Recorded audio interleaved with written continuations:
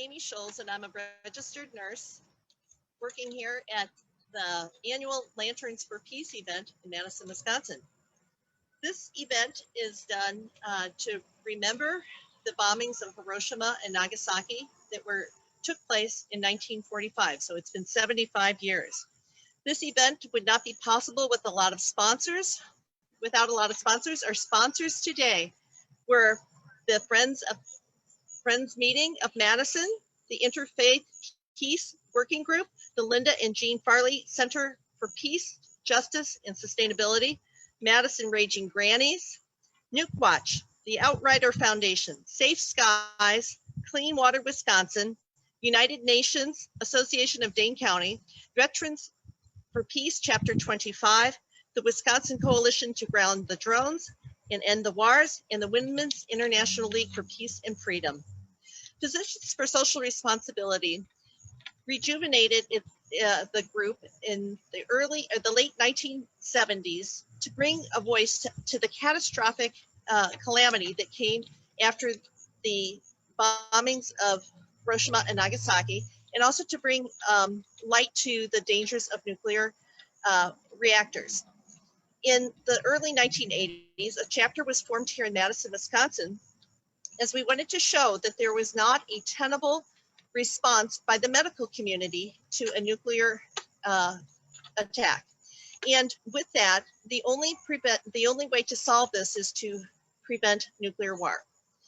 The two times that nuclear weapons were used were at the close of World War II in Nagasaki and Hiroshima.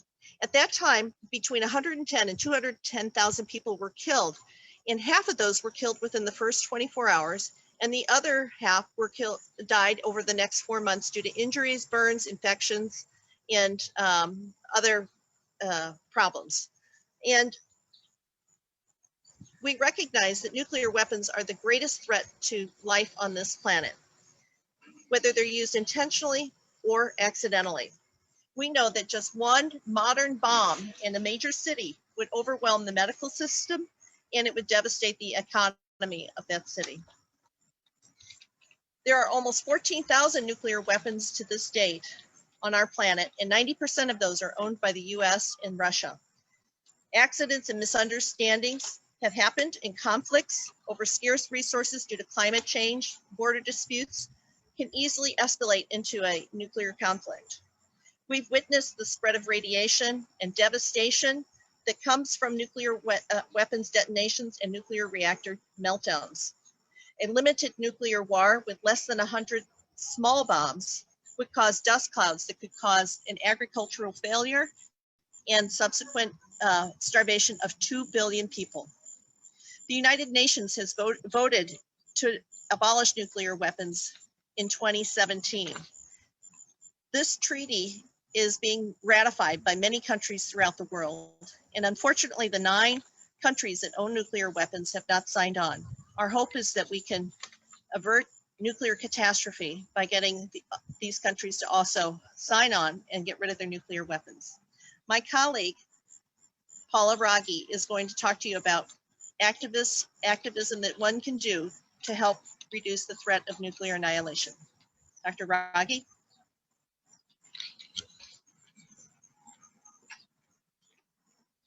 Hi, I'm Paula Rogge. I'm a physician member of Physicians for Social Responsibility, Wisconsin. And as Amy pointed out, we really are on the edge of a new era, a nuclear weapons-free era. We've already banned chemical weapons, biological weapons, and in 2017, the UN voted to ban nuclear weapons. They had the treaty that they signed or they voted on will be ratified within the next few years, and once ratified, it will become international law.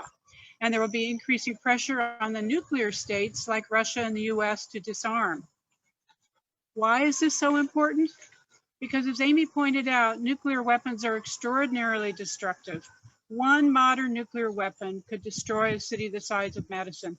Half the population would die within 6 months of the attack. And there are 14,000 of these nuclear weapons worldwide. There have been numerous accidents, and there have been several miscommunications between Russia and the US that nearly resulted in a nuclear war. Terrorist groups like Al-Qaeda have been trying to obtain nuclear weapons, and cyber terrorism is on the rise. We now understand that nuclear weapons and nuclear attack is like the COVID pandemic, like climate change, like nuclear reactor meltdowns. The effects will not be contained. We cannot limit the effects of a nuclear attack to one area, one region. Radiation and dust from the detonation will spread downwind, downstream. And for example, as Amy pointed out, a limited nuclear war, say between India and Pakistan, involving just 100 small Hiroshima-sized bombs, would result in climate change worldwide due to dust clouds that would block the sun, result in global cooling and a drop in rainfall, and the starvation of up to 2 billion people. We understand now that mutually assured destruction is actually mutually assured suicide. So what can we do? Well, first of all, we need to pressure Congress to renew the New START Treaty in 2021 and to continue arms negotiations with Russia. If the US and Russia can come to an agreement, this will provide leadership to the rest of the nuclear states and bring pressure to bear on them to reduce their arsenals. Secondly, we can pledge to never again launch a first strike, a nuclear first strike, as we did in Japan in 1945. Thirdly, we can take our land-based missiles, the ICBMs, intercontinental ballistic missiles, off hair trigger alert. These missiles can be fired within minutes, and once they're fired, they cannot be recalled. Their velocity is too high, and they fly, their altitude is too high for them to accurately be disabled. We need to stop pouring money into modernization and upgrades to our nuclear weapon system, and that means no money for new nuclear weapons testing, as the Senate is now proposing. And finally, we must insist that Congress, not the president, makes a decision to go to war, any war. We're all in this together. Thank you.